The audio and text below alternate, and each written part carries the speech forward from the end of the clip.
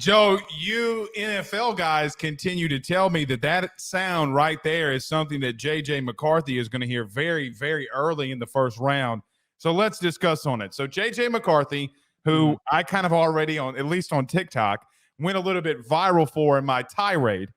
I'm going to continue to say what I'm going to say, but I will give you the floor first on why J.J. McCarthy, arguably one of the worst quarterbacks in this draft, why some people believe that he is worthy of being a top 5 pick. Please, God, tell me why you think he's worthy of being a top 5 pick. I don't think he's worthy of being a top 5 pick. Look, the reason why I want to talk about this is, and it was by the suggestion of Eric Weinberger, thank you for suggesting that we talk about this.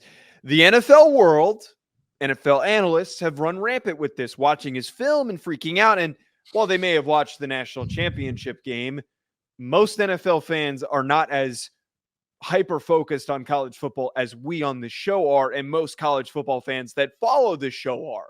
We know how good or bad JJ McCarthy is, but the perspective of the NFL folks, for some reason, is so goddamn far away from where we are in our interpretation of him. Go listen back to the way that we've talked about, and I especially have talked about my concerns with JJ McCarthy in terms of consistency with accuracy and also just general natural decision-making for a quarterback. Look, at the end of the day, he's going to end up being a top 10 pick because we go down this situation here with the NFL where they're desperate for quarterbacks. And if you miss out on the top 3 guys in this year's draft, you don't want to be the one that's sitting there waiting and missing out on your guy because you weren't aggressive enough to trade up. But Blake, plain and simple, I mean, we watched the guy basically not get pulled, but we watched the guy get completely removed from the offensive equation a number of times this year in important games where they just said, we're going to run the football. JJ, if we need you to throw it, we'll call on you when you need it to do so. Penn State's the perfect example. Is that really a guy that you want running your franchise? Well, they said he was hurt. Remember during the season, they bashed me because they said he rolled his ankle, that he was hurt, and all this kind of stuff. Joe, Here's the bottom line truth. This is why I hate, not you, but and loathe some draft NFL people. Majority of them, even GMs, have absolutely no idea what they're doing or what they're seeing. None. And some of this comes down from owners too, because they want a franchise quarterback. Yep. There's a lot of panic from the fan base. Like, for example, the Vikings might be moving up. They may take JJ McCarthy.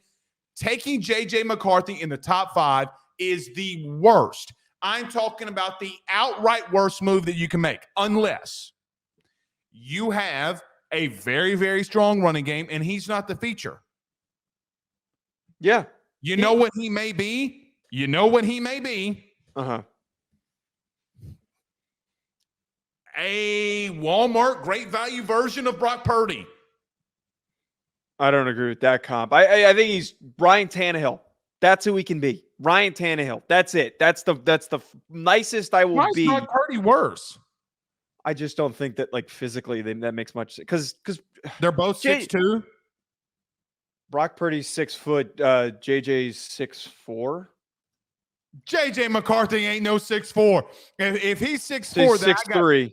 Okay, 6'3". So in truth, he's 6'2". At the end of 6'2.5" at the NFL Combine. Okay, Brock Purdy's 6 foot. Look, okay. Well, to highlight this, there is a reason why he is projected as a highly draftable guy. Please tell me there's nothing he showed on film. He has all of the tools that you look for in a franchise quarterback. Wait. I understand that you're going to pull the whole Anthony Richardson thing. This is my argument. I wasn't even thinking about Anthony Richardson. Anthony Richardson was at least a natural playmaker who, in some instances, took over games when nothing was working. He single-handedly won them the Utah game with the way that he played and him just barreling over those Utah defenders. JJ McCarthy has never done that. Is he big, strong, and able to throw on the run and have a big arm? Yes, sure. Those boxes are checked. But the natural decision-making that we see from guys like Drake May and Jaden Daniels is not there for JJ McCarthy. And that's what I think is overlooked and why us as college evaluators and just college football analysts, we watch the same shit every single week with JJ McCarthy. The same goddamn thing where he'd throw the ball like 25 times and then they ran the ball the whole time. There's no impact. Why do I just feel like he's this year's Will Levis? I don't think he's going to fall, though. But he is. I mean, he in a similar way, he is just like Will Levis, where he's getting overhyped. And if you want to talk about tools, Will Levis has more tools than JJ McCarthy does. Yeah. Far more tools. Joe, here's the bottom line truth. Yep. Last year that people were comparing him and putting him in conversations with the Heisman. The truth was, I don't even think was the best quarterback in not only I guess this NFL draft class. I don't think he was the best quarterback maybe in his own conference. I'm trying to think who we would give that to. Not Kyle McCord. Drew Allar. No, I don't know if I give it to Drew. I don't know who we would say was better than him. I'm going to throw out a stupid hot take. You know who moved their offense more with less around them? Who? The Tagovailoa kid. I knew you were going to say that. I mean, are we being honest? No, I can't agree with that. I can't agree with that. Here's the truth. They would have won a national title with Alex Orji. Oh, I don't disagree with that. Okay. I think they absolutely could have won without Alex. He's lost them more games than he's ever won them. Joe, he has multiple times, even against Washington. Joe, how did they beat Washington? It's not him throwing the football. It has his highest success has been the result of teams overly aggressively trying to stop their run game and then opening up and alleviating passing lanes. 1,000%. I keep coming back to, and this is probably the pin in the whole discussion.